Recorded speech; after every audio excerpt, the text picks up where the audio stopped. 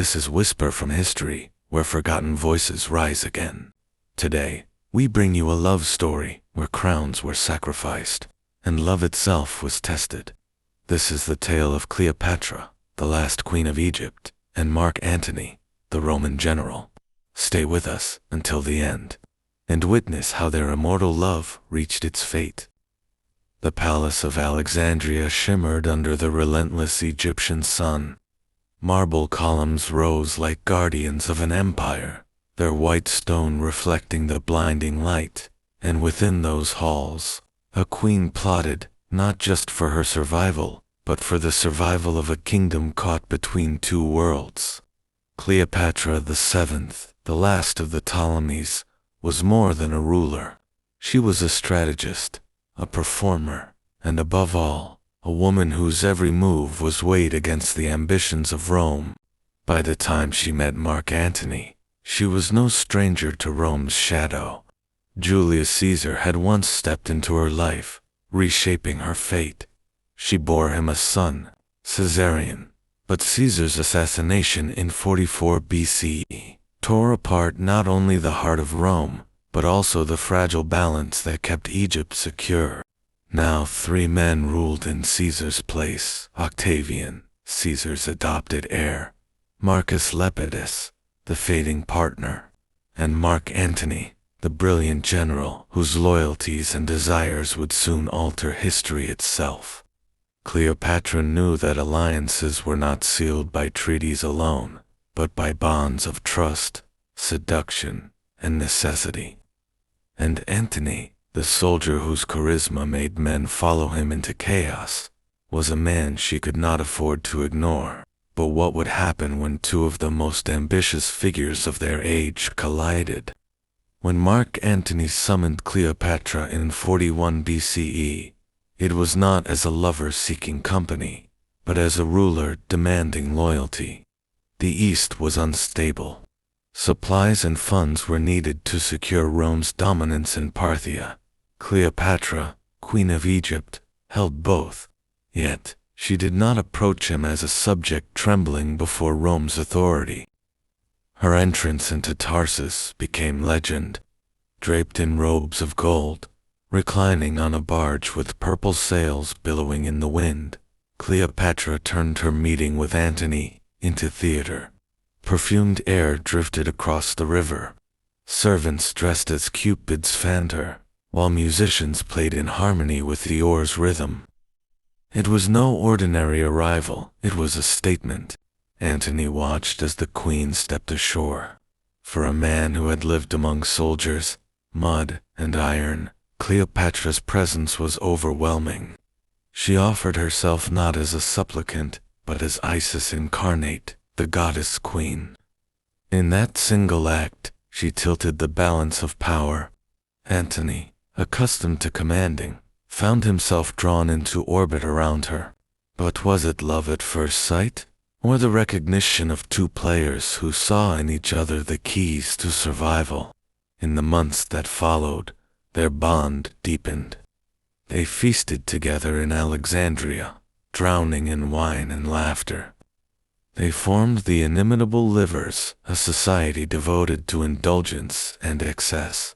Nights became carnivals, filled with disguises, pranks, and revelry. Yet beneath the masks of pleasure lay calculation. For Cleopatra, Antony was the protector of her throne, the shield against Roman annexation. For Antony, Cleopatra was not just wealth and ships, she was a vision of royalty, a contrast to the cold politics of Rome. Still, Antony was bound to Rome. His wife Fulvia had stirred rebellion against Octavian. When she died, Antony was forced to return, leaving Cleopatra behind. Years passed, and though they were apart, the currents of fate continued to draw them together. In 37 BCE, their reunion in Antioch reignited more than passion. Together, they forged an alliance. Cleopatra would supply Antony with funds for his Parthian campaign, and in return, he would recognize her power over Cyprus, Crete, and lands long lost to Egypt. It was a transaction cloaked in intimacy, But was intimacy itself now becoming the transaction? Antony's campaign against Parthia turned disastrous. Snow, hunger, and Persian resistance bled his army dry. He retreated humiliated, his once invincible reputation scarred.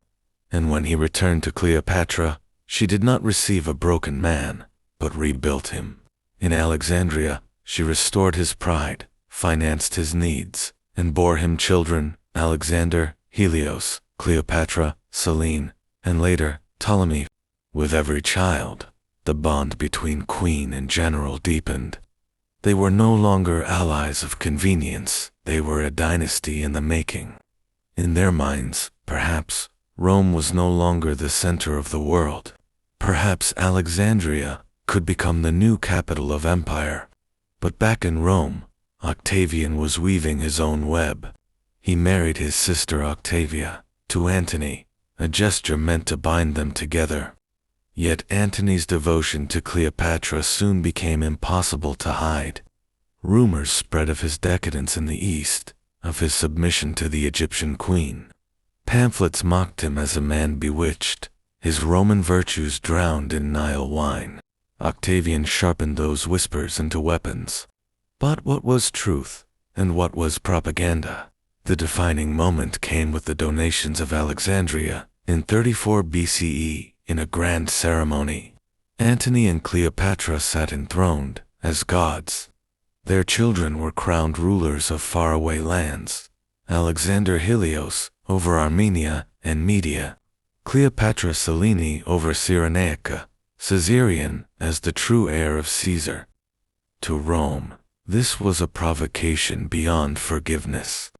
Octavian painted Antony as a traitor who had abandoned Roman values, handing territories to foreign children under the sway of an Eastern seductress. To the Roman people, Cleopatra became the embodiment of luxury, corruption, and danger. But in Alexandria, the spectacle carried another meaning. It was the birth of a visiona, new empire, stretching from Egypt to the east, led not from the gray stones of Rome, but from the radiant palaces of the Nile. And yet, could such a dream survive against the iron will of Octavian? War became inevitable. Octavian's propaganda was merciless. He declared Antony's will stolen from the Vestal virgins in Rome before the Senate. In it, Antony requested burial in Alexandria beside Cleopatra. To Roman ears, this was betrayal. Not only had he given away provinces, but he had also chosen Egypt over Rome itself. By 32 BCE, alliances shattered. Rome declared war not against Antony directly, but against Cleopatra. The stage was set for the final confrontation.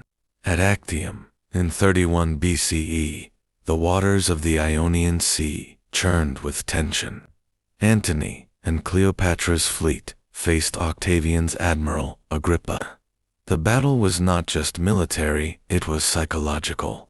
For months, blockades starved Antony's forces of supplies, desertions spread, and when the fighting began, the outcome tilted quickly. In the chaos, Cleopatra's ships suddenly withdrew, retreating toward Egypt. Whether it was planned or panic remains debated. Antony, seeing her sails vanish, abandoned the fight to follow her. His fleet, left leaderless, crumbled. Rome declared victory. But what truly happened that day? Did Cleopatra betray Antony, or was it a desperate bid to save what remained? The lovers fled to Alexandria, their empire of dreams collapsing around them. Octavian pursued relentlessly. Egypt's gates closed in. Defeat was only a matter of time. Yet, in those final months, Antony and Cleopatra did not cower. They lived in a world suspended between despair and defiance. In August of 30 BCE, word reached Antony that Cleopatra was dead, imprisoned, perhaps killed by Octavian. Grief-stricken, he fell upon his own sword.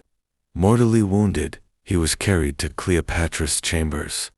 There, she revealed the truth. She was alive. Cradling him in her arms, she watched as the man who had once commanded legions breathed his last. Cleopatra's fate now rested in Octavian's hands. He intended to parade her through Rome as a trophy, a living symbol of his victory. For Cleopatra, the thought was unbearable. She who had ruled as a goddess, who had enthroned her children as kings, would not be reduced to spectacle. On August 12, 30 BCE, she ended her life.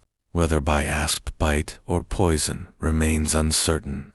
What is certain is that she chose her own death, preserving in it the final act of sovereignty. Octavian entered Alexandria to find the queen dead, adorned in her royal robes, defiant even in death. The story of Cleopatra and Mark Antony is one of love and politics, of empire and ambition. It is a tale where passion shaped history, where private choices altered the fate of nations. Their deaths marked not just the end of two lives, but the end of Egypt's independence. Rome absorbed the Nile. Octavian returned home not as a general, but as Augustus, the first emperor of Rome. And in the ruins of Alexandria, the legend of Cleopatra and Antony began to grow, retold through centuries as a story of forbidden love, of downfall, of a queen who dared to dream against the tide of empire. Yet even now, questions linger. Was their bond truly love, or was it the greatest alliance of survival ever attempted? Did Cleopatra see Antony as her partner, or as her final shield against Rome's conquest? Their love may have cost Egypt its freedom, but their passion, their story, still lives on as one of history's greatest legends. This was their tale of love and loss.